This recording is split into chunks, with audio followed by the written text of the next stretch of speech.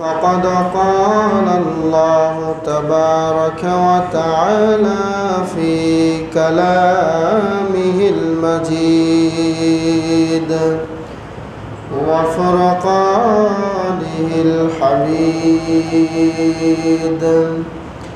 أعوذ بالله من الشيطان الرجيم.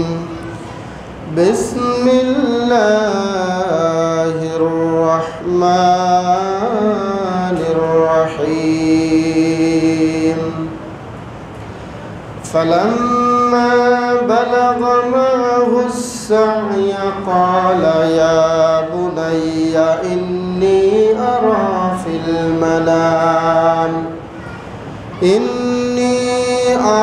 في المنام أني أذبحك فانظر ماذا ترى. قال يا أبت افعل ما تؤمر ستجدني إن شاء الله من الصابرين. سورة الصفات. عن عبد الله بن مسعود رضي الله عنه قال سئل رسول الله صلى الله عليه وسلم عن صوم يوم عرفة قال يكفر السنة الماضية والباقية. وسئل عن صوم يوم عاشوراء قال يكفر السنة الماضية.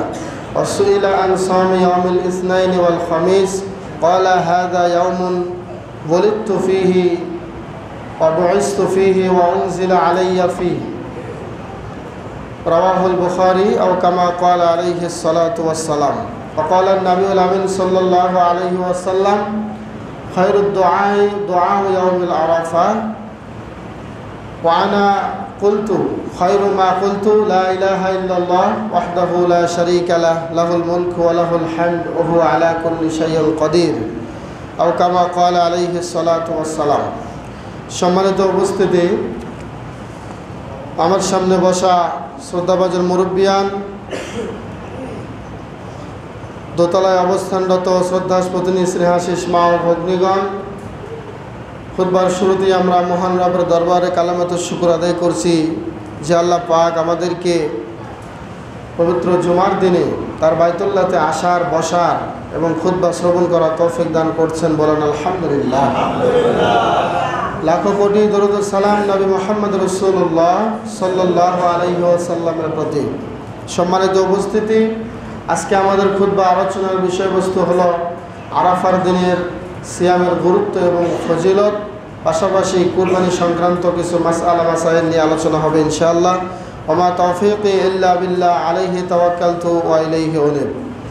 সম্মানিত উপস্থিতি, আমরা সকলেই জানি রাত্রি যতগুলো রয়েছে সারা বছরের মধ্যে সর্বোত্তম রাত্রি হচ্ছে লাইলাতুল কদরের রাত, এবং দিনের মধ্যে আফজালু আইয়ামের দুনিয়া হিয়া ইয়াউম আরাফা, অর্থাৎ দুনিয়ার মধ্যে সর্বশ্রেষ্ঠ দিন হচ্ছে আরাফাতের দিন। বলেন সুবহানাল্লাহ।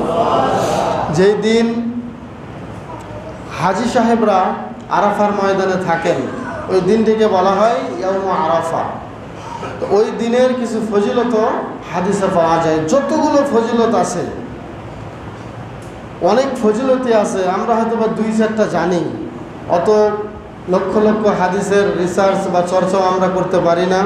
হয়তো বা আমাদের নজরে যেটুকু ফজিলত এসেছে আমরা এটুকুই বর্ণনা করি। এছাড়াও তো আল্লাহর কাছে অনেক ফজিলত থাকতে পারে কি পারে না? পারে। আমরা হাদিস কোরআনে যেটুকু ফজিলতের কথা পাই, আচ্ছা বলুন তো, এই হাদিস কোরআনে যেটুকু ফজিলতের কথা পাওয়া যায় এটুকুই কি আল্লাহর কাছে মর্যাদাবান, নাকি আরও থাকতে পারে? আরও থাকতে পারে। এটা আল্লাহর ইখতিয়ার, আল্লাহ দিতে পারেন। কিন্তু ইয়াউমে আরাফা যতগুলো ফজিলত আছে তার মধ্যে প্রথম এবং প্রধানতম ফজিলত যেটা আমরা জানি, আল্লাহ রাসূল সাল্লাল্লাহু আলাইহি ওয়াসাল্লাম বলেছেন পূর্বের এবং পরের পুরো 2 বছরের সগীরা গুনাহ আল্লাহ মাফ করে দেন। এটা হচ্ছে প্রথম এবং প্রধানতম একটি ফজিলত।